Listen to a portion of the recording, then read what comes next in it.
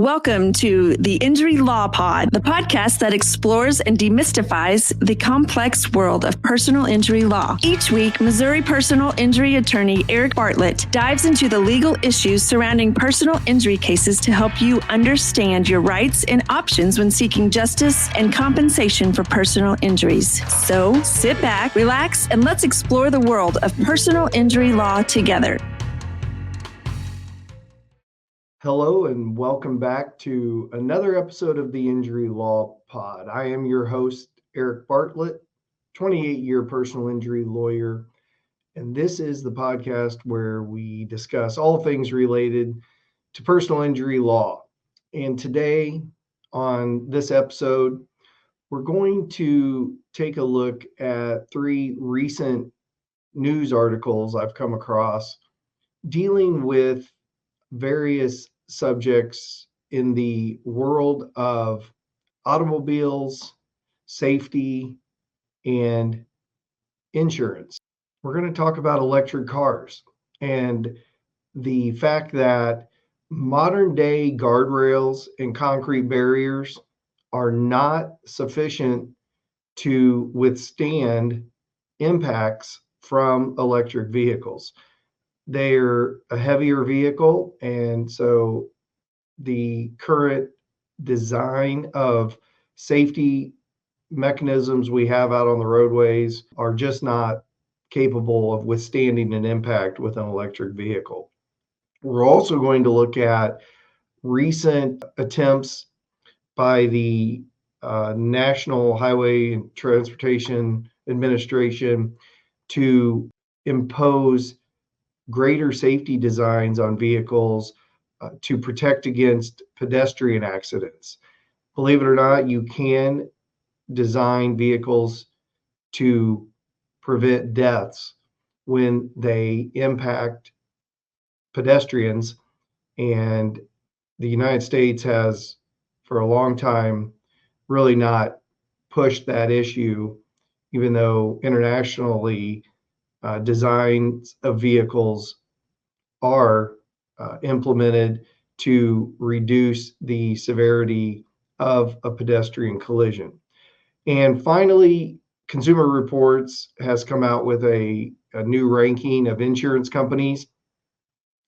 And I always think it's important to bring those to my listeners' attention because, again, you can't just assume that the insurance companies we see on TV advertising all the time are, number one, the only ones out there, and number two, are somehow the best ones out there.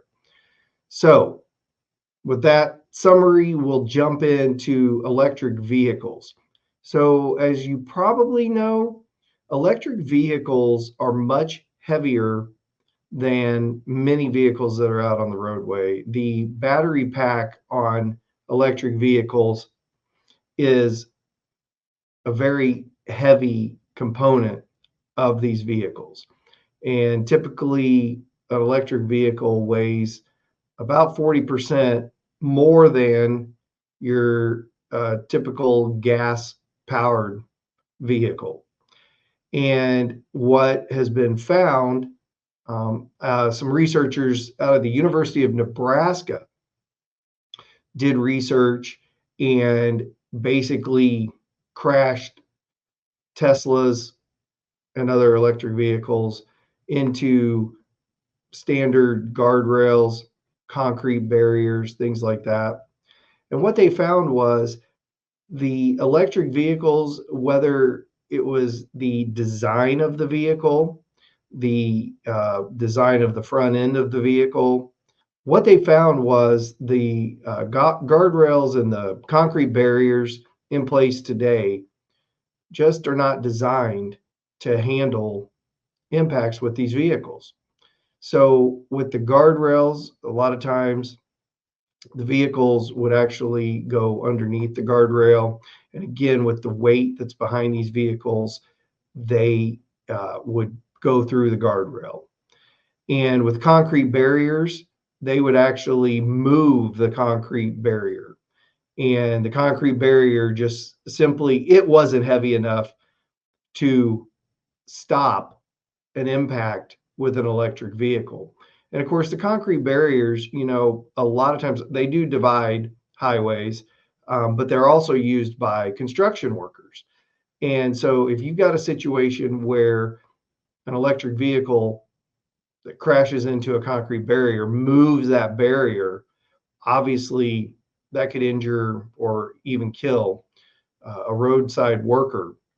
And so this is something that needs to be addressed. It's interesting in my world, once upon a time when I was first a lawyer, there were a lot of crossover type accidents where a vehicle, for whatever reason, would leave the roadway, go across the median, say in a divided highway situation, and then would be going the wrong way on the highway and cause a head-on collision and obviously cause severe injury or even death. We, again, back, nearly 30 years ago, this was something that we saw pretty regularly.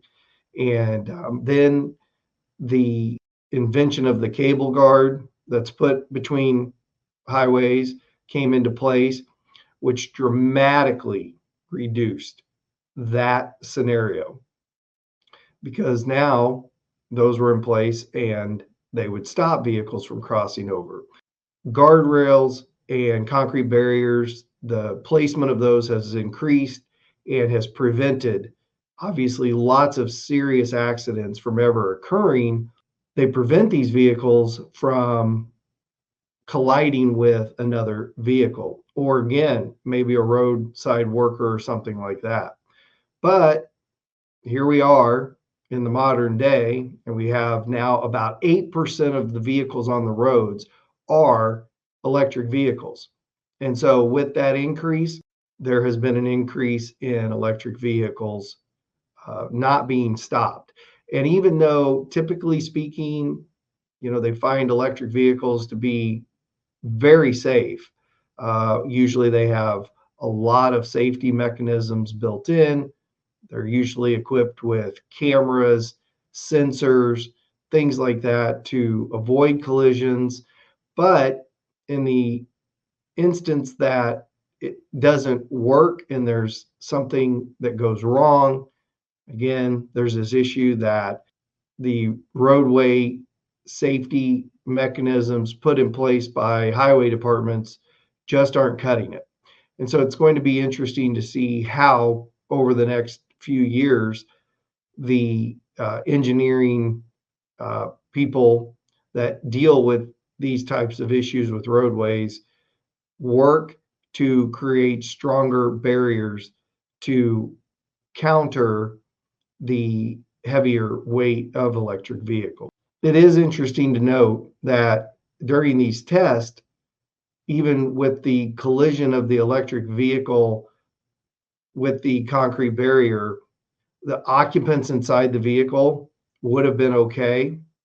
But again, outside of that, the concrete barrier moved.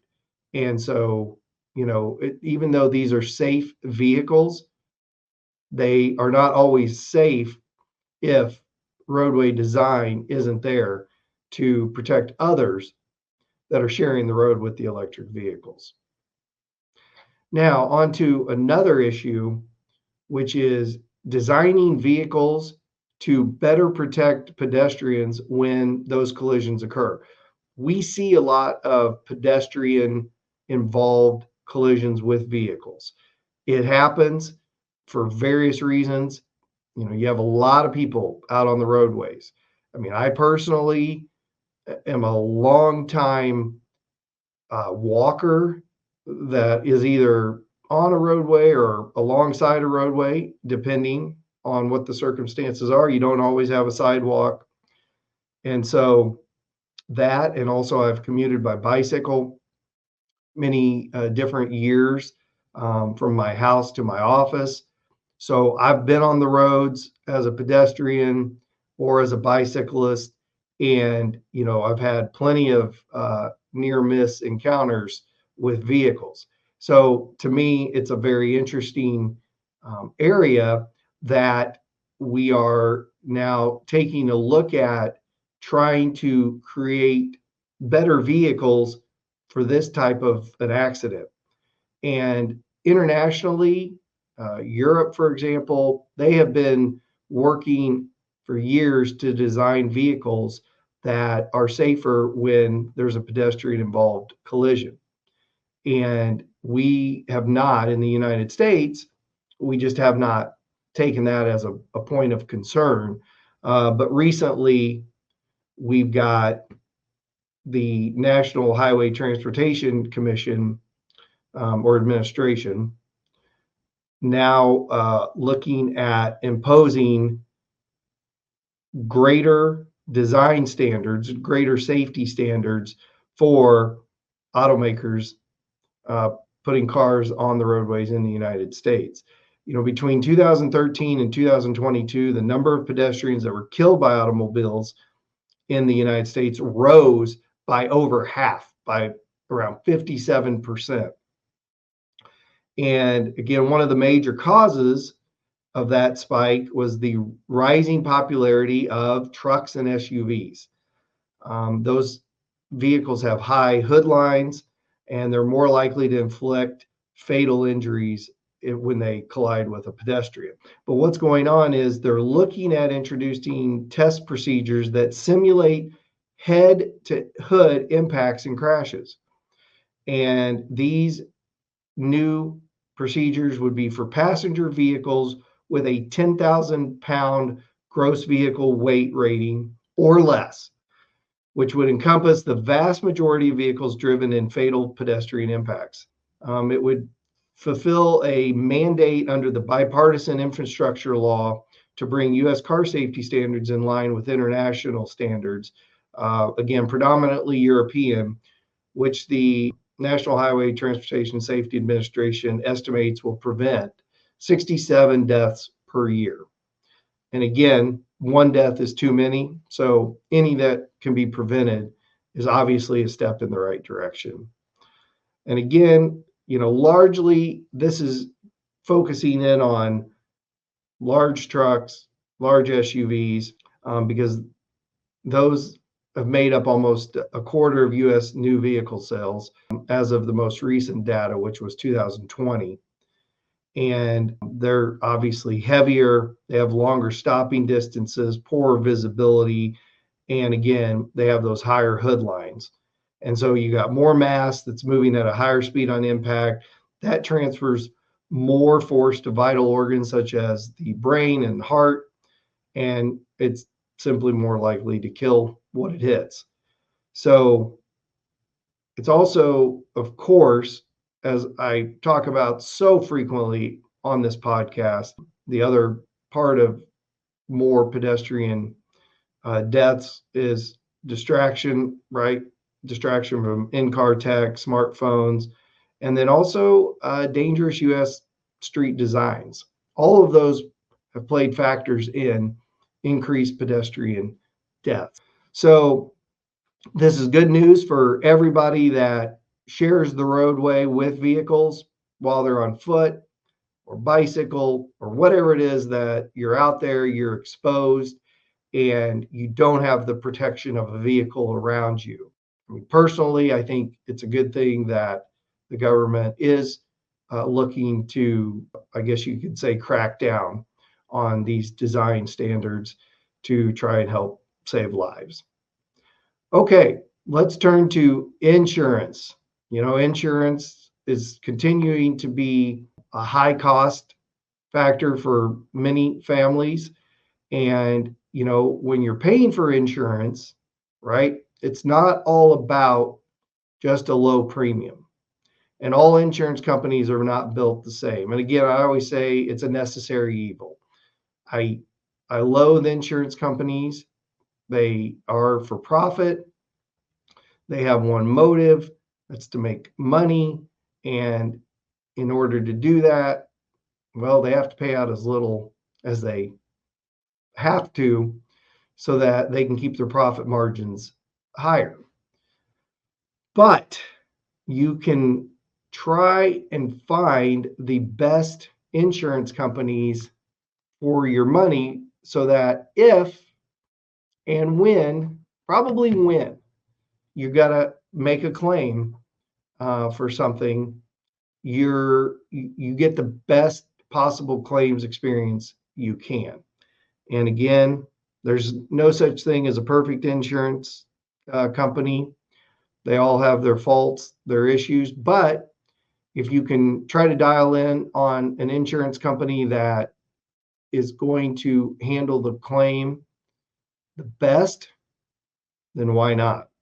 And so remember, just be careful about trying to find the cheapest option. It's very tempting right now with the high cost of insurance, but I see it every day where it matters what insurance company is on the other side of that claim.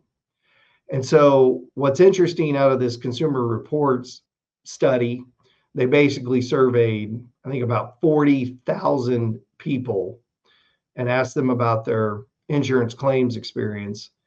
And they came up with the results of their top 15 insurance companies. And a few episodes ago, I talked about another study that surveyed about 1,000 collision repair specialists, body shops, and asked them, they do it every year, ask them what insurance companies they find to be the easiest to deal with, the ones that, don't balk at providing quality parts to do repairs, things like that. And a list was created of the top insurance companies as rated by these body shops.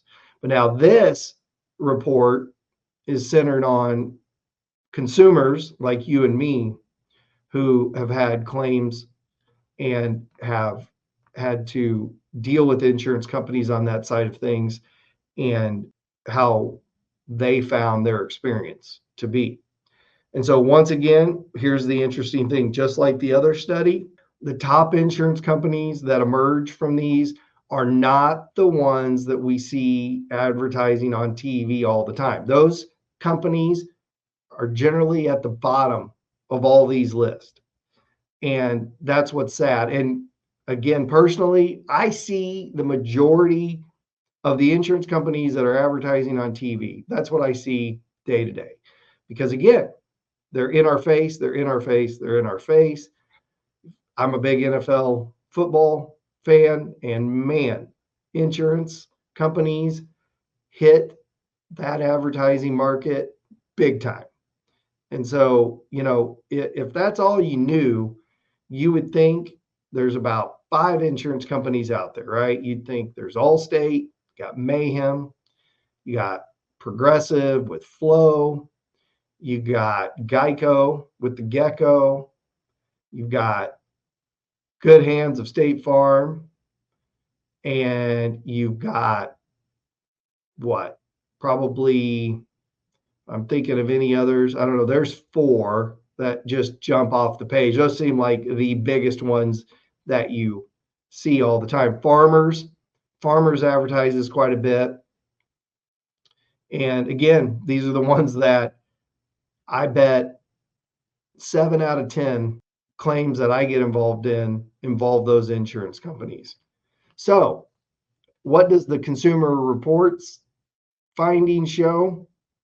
It's interesting because it shows like little kind of, I don't want to say one-off insurance companies, but sort of regional insurance companies that only write policies in certain states. Like number 1 was Erie Insurance Group, and they write insurance policies up in the Northeast, and they got the top marks from the people surveyed. There's another one. It basically is like New Jersey Insurance Group. As you might imagine, writes policies up in the Northeast. Now, number 3 on this list was Amica Mutual. And Amica always makes the tops in list. So remember that name and check them out. And remember, they're probably not going to be the cheapest. I don't know because I haven't shopped them. But Amica consistently gets high marks for customer service, how they handle claims, the things that matter when the rubber hits the road. Also in there, I mean, there was a New York insurance company. And then coming in at number 5 was USAA. A lot of people can get USAA as an insurance company if you are a military person or the dependent of a military person. You're eligible for USAA, and they generally come in the top numbers for handling claims. Cincinnati Insurance comes in tops and consistently does so. On this particular study, Country Financial Property Casualty Group came in high. Acuity came in high. Just going through here, Farm Bureau Property and Casualty Insurance Company came in high. And then it started to drop down from there. Shelter made it into, I think, just about the top 10, maybe just outside of it. And that's probably the only one you might see advertising that really got close to being around the top. So again, remember, when you're shopping for insurance, don't just go with the cheapest option. I know it's tempting, but you just have to realize, and again, I see it all the time, that there just very well may come that moment when you need a quality insurance company handling a serious claim, and you don't want to have one of these companies that just doesn't do a good job and presents hurdles, obstacles, issues, tries to sell it cheap, all those things. Again, I see it every day. So that's the podcast today. And and by the way, remember this: make sure you get all of the insurance coverage that you can afford.